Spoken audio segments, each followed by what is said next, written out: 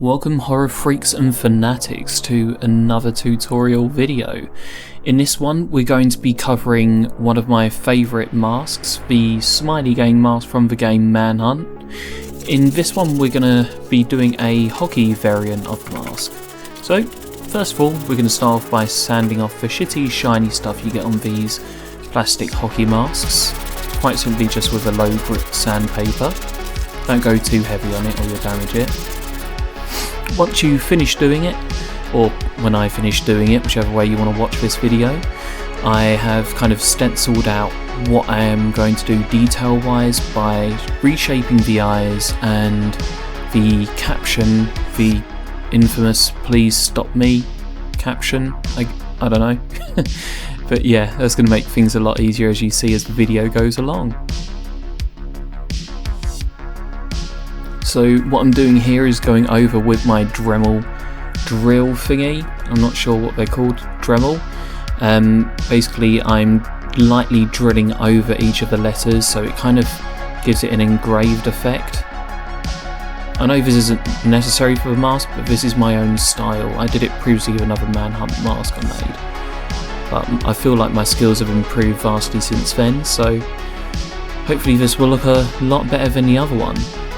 This is a mask I'm going to be selling as well, not this particular one, this one's already sold, but if you are interested in buying a copy, hit me up. These masks only take about 2 days to make, so yeah, hit me up in the comment section or DM me over on Instagram at OpenGraveFX or check the description below.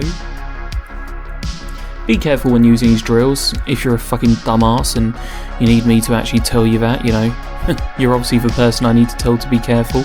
You can see I'm using a very heavy duty leather glove with metal detail, just in case I, you know, slip. It's happened quite a few times actually. So here I'm just going to cut out the details on the eyes, and you can see they've come out quite well. I've used particular references, like a screenshot from the game, as well as just a random image I found online as well. I thought it'd be better to have two different images, get different perspectives. Before we spray, cover up the little metal circle thingamajiggers so you don't get any spray on them. So when you're going to apply spray paint to one of these masks and you've sanded off the glossy shitty stuff, you want to add a primer. A primer acts as a base to attach the paint, I think. I'm not too good about the technical side of things, but I know this is what you need to do. I don't know how it works, but it does. I've made enough hockey masks to know that. If you see my hockey mask video from before, I'll leave a little card at the top. Check it out, I'll show you the full collection that I've got left of the ones I haven't sold yet. I can make copies of any of those ones if you're interested. Again, check description to let me know if you do. And you can see how shiny everything looks now, the little silver details, the yellow of the mask. You know, the mask was very yellow in the game. But we're going to dirty this fucker up. First of all, I'm going to go over each of the letters. I've gone for 2 different shades of red. So to start off with, I've gone with a darker red. And I'm basically just going to paint into all of the etched in areas. The way I do this is that I'm going to stroke over it, and then I've kind of dabbed over it just to give it a messy, dirtier feel. You don't want a mask like this to look clean and tidy, you know, these guys are fucking lunatics. They're not going to be sitting there like I am, the little paintbrush, nice and tidy, making sure everything looks pristine. Yeah, you want these things to look a little bit edgy, a little bit shitty. You can see there I've added little blotches, a little drip, things like that. It just adds character to the mask. And this is after a little bit of going over some of the letters. I didn't just paint over it once, I went over them a couple times, and I also went over at some point with a lighter red, just to add more definition to the letters. It will show more once it's dried.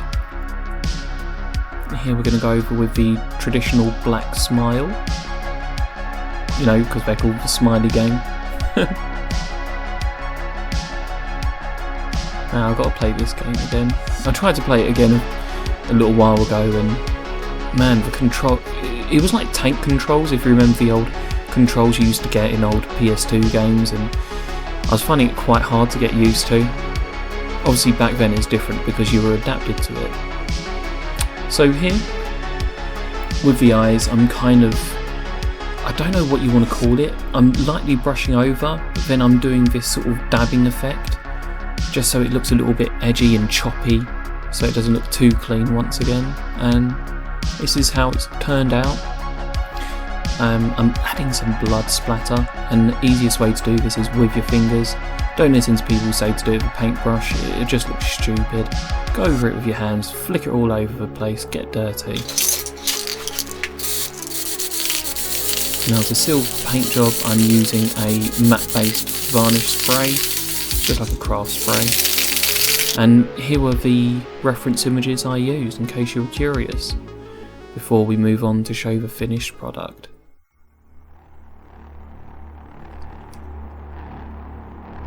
So what do you guys think? Is it improvement upon my last one I made, or let me know in the comment section. Tell me what you think of this version, what you think of my style of this mask. As I said, I'm really happy to make some copies of this mask if you would like to buy one. I'll sell them for a very nice price, especially if you're subscribed, hint hint. So I hope you enjoyed the video, guys. It's been a while since I've done a hockey mask video. I used to make these all the time when I first started making masks, and it's been a pleasure to make them. Anyway, as always guys, share the scares and be sure to stay creepy.